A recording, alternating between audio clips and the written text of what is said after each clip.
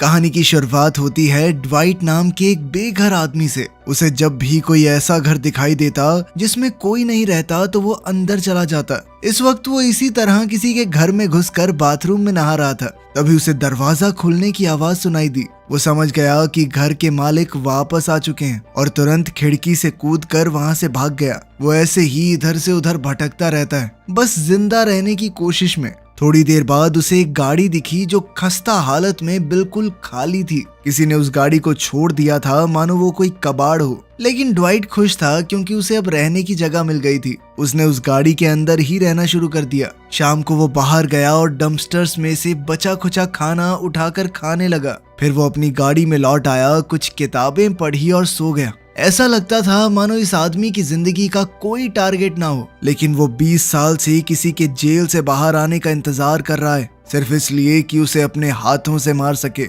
अगली सुबह एक पुलिस ऑफिसर एडी वहां आई। एडी पहले से ड्वाइट को जानती थी। उसने ड्वाइट को गाड़ी से बाहर निकाल कर कहा कि मैं नहीं चाहती तुम किसी तरह की मुसीबत में पड़ो, लेकिन वेड क्लीलैंड जेल से निकलने वाला है। वेड वही आदमी था जिसने 20 साल पहले ड्वाइट के माँ बाप को मार दिया था। ये सुनकर ड्वाइट के अंदर की आग जलने लगी। उसकी जिंदगी का एक ही मकसद था, वेड को मारना। अब उसे पता चल चुका था कि वेड बाहर आ रहा है, इसीलिए वो बदला लेने की तैयारी करने लगा। उसने उस पुरानी कार के अंदर नई बैटरी डलवाई ताकि वो सही तरीके से चल सके। वेड वर्जीनिया की एक जेल से छूटने वाला था तो उसे भी वहीं जाना पड़ेगा। इसके लिए वो एक बंदूक की दुकान में गया, लेकिन वहाँ बंदूकें इतनी ज्यादा महंगी थी कि वो कुछ खरीद नहीं पाया। फिर उसने अपनी बहन को एक लेटर लिखा और एक पार्किंग में गाड़ियों के शीशे तोड़ने लगा, इस आस में कि कहीं किसी गाड़ी में उसे बंदूक मिल जाए। कुछ देर बाद उसे एक बंदूक मिल भी गई, लेकिन उसके ट्रिगर के ऊपर लॉक लगा हुआ था।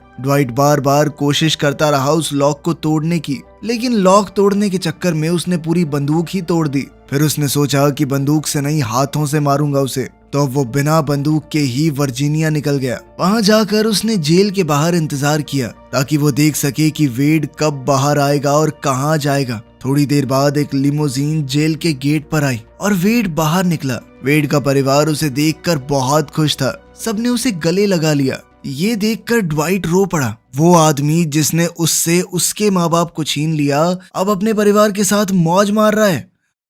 जैसे ही वो लोग वहां से चले, ड्वाइट उनका पीछा करने लगा। थोड़ी देर बाद वेड का परिवार एक बार में रुक गया थोड़ी पार्टी करने के लिए। ड्वाइट गुस्से से पीछे की तरफ से बार में घुस गया और जल्दी से बाथरूम में छुप गया। उसने इंतजार किया कि वेड बस अकेले अंदर आए। थोड़ी देर बाद जैसे ही वेड अंदर आया, ड्वाइट ने तुरंत बाहर निकलकर सबसे पहले वेड के गले पर हमला किया, लेकिन इस हमले से वेड जिंदा बच गया और उसने ड्वाइट के ऊपर एक के बाद एक हमले शुरू कर दिए। लेकिन ड्वाइट ने भी हार नहीं मानी। उसने दोबारा हमला किया और इस बार वेड के माथे में छुरा घुसा दिया। वेड जमीन पर गिर गया, बस उसकी आखिरी सांसें चल रही थी। अब उसका मरना तय था तो ड्वाइट तुरंत वहां से निकलने लगा। उधर वेड के परिवार को भी शक हो गया कि कुछ तो हुआ है। इतनी देर से बाथरूम में क्या कर रहा है वो सब जल्दी से बाथरूम की तरफ बढ़े। ड्वाइट बाहर निकला और सबसे पहले वेड की गाड़ी का टायर पंचर कर दिया और फिर अपनी गाड़ी में बैठ गया। उसने देखा कि उसके हाथ पर बहुत गहरा कट लग गया था, जिससे बहुत तेजी से खून निकल रहा था। वेड के साथ उसकी लड़ाई के दौरान शायद उसकी गाड़ी की चाबी अंदर ही गिर गई थी,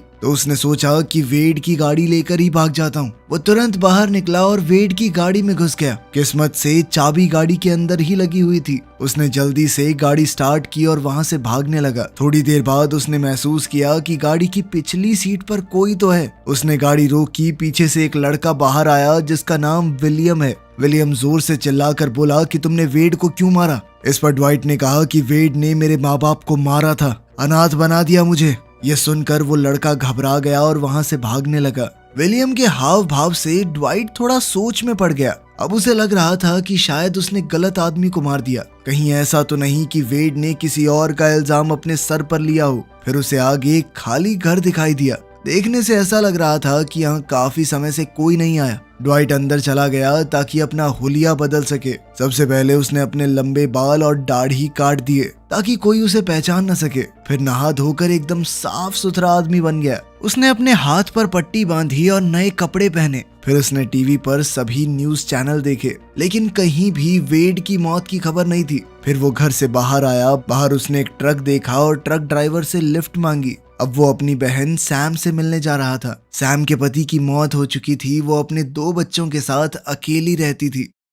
थोड़ी देर बाद ड्वाइट उसके घर पहुंच गया। सैम अपने भाई को इतने समय बाद देखकर बहुत खुश हुई। कुछ देर बाद वो दोनों एक रेस्टोरेंट में खाना खाने गए। फिर अचानक ड्वाइट ने बताया कि मैंने वेड को मार दिया है, वही आदमी जिसने हमारे माँ बाप को मारा था। ये सुनकर सैम बहुत गुस्सा हो गई, लेकिन अंदर ही अंदर उसे थोड़ा सुकून तो था कि उन दोनों को अनाथ बनाने वाला आदमी अब मर चुका है। सैम ने बताया कि वेड का परिवार हमारे पड़ोस में ही रहता है। वो बहुत अमीर लोग हैं, मौके मौके पर मुझे नीचा दिखाते रहते हैं, खासकर अपनी उस लिमोजिन कार की हेकड़ी बहुत दिखाते हैं वो। थोड़ी बातचीत के बाद ड्वाइट को समझ आया कि क्लीलैंड परिवार बहुत ज्यादा ताकतवर है। अब जब उसने वेड को मार दिया है तो वो चुप तो नहीं बैठेंगे, जल्द ही वो उसे ढूंढते हुए उसके पीछे आएंगे।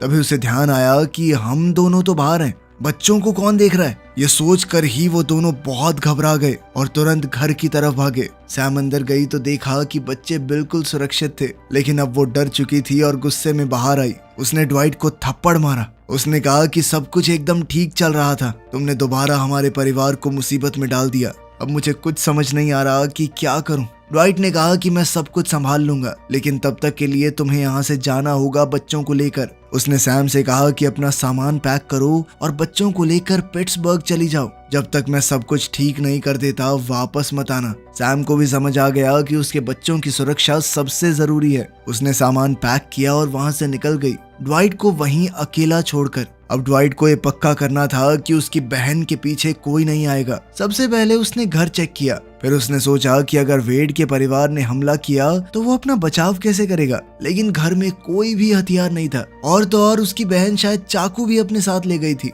जो छोटी मोटी चीजें उसे मिली उनसे ही ड्वाइट ने अपना जुगाड़ किया और इंतजार करने लगा। जैसे ही रात हुई उसने एक गाड़ी की आवाज सुनी। वो तुरंत खिड़की की तरफ भागा। जैसे ही उसने बाहर देखा तो उसने वेड के 2 भाइयों को देखा। उनका नाम टेडी और कार्ल था। वो दोनों ड्वाइट की गाड़ी में ही वहां आए थे। ड्वाइट समझ गया था कि ये लोग हथियार लेकर उसकी पूजा करने तो आए नहीं, उसे मारने ही आए हैं। वो तुरंत ऊपर गया और बाथरूम की लाइट ऑन कर दी, साथ ही पानी भी चला दिया, ताकि अगर वो लोग घर में आए तो सीधा ऊपर चले जाएं, ये सोचकर कि जो भी है ऊपर ही है, नीचे इधर उधर ना ढूंढे। लाइट ऑन करके ड्वाइट ने फिर से खिड़की से देखा और वो समझ गया कि दोनों भाई अलग अलग रास्ते से आ रहे हैं, एक मेन गेट से और दूसरा बैक गेट से। फिर ड्वाइट नीचे आकर हॉल में सोफे के नीचे छुप गया। दोनों भाई घर के अंदर आ गए और धीरे धीरे ऊपर जाने लगे।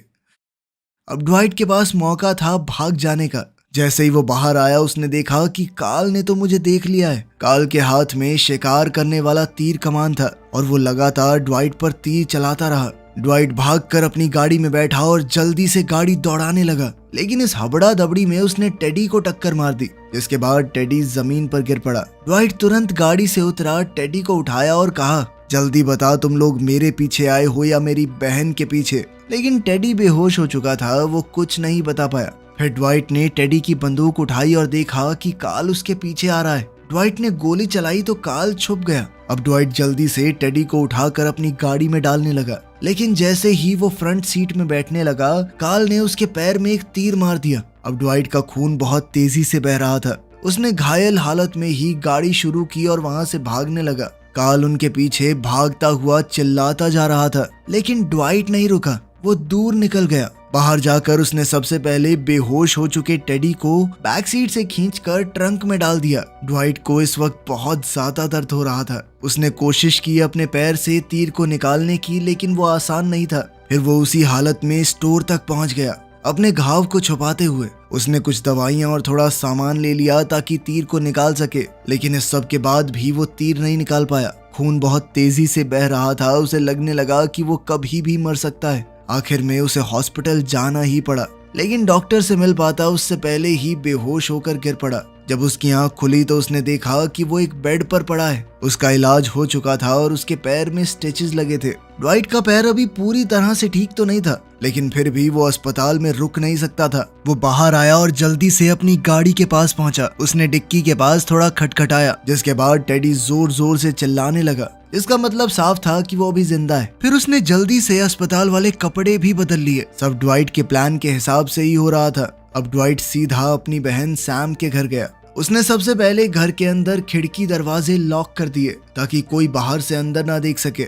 उसने सभी लाइट्स बंद कर दी और घर को साफ करके वापस गाड़ी में आया। गाड़ी में बैठकर वो सैम की पुरानी एल्बम देख रहा था जिसमें उसकी बचपन की तस्वीरें थी। तभी टेडी बार बार चिल्लाने लगा कि मेरा पैर टूट गया है और प्यास बहुत लगी है, लेकिन ड्वाइट ने उसकी बातों पर ध्यान नहीं दिया। बस एल्बम देखते हुए अपने बचपन के खुश दिनों को याद करने लगा। यहीं उसे अपना पुराना दोस्त दिखाई दिया जिसका नाम है बेन। उसे देखकर ड्वाइट ने सोचा कि वो बेन से मिलने जाएगा। वो गाड़ी चलाकर बेन के घर पहुंच गया, लेकिन वहां सिर्फ उसकी माँ मिली। बेन की माँ ने बताया कि बेन को यहाँ से गए हुए लगभग साल हो चुका है, लेकिन उसने ड्वाइट को पहचान लिया क्योंकि वो उसका बचपन का सबसे अच्छा दोस्त था। उसने ड्वाइट को बेन का कार्ड दिया और बताया कि अब वो शहर में रहता है और ये उसका एड्रेस है। ड्वाइट फिर से गाड़ी चलाकर कुछ घंटों में एड्रेस पर पहुंच गया।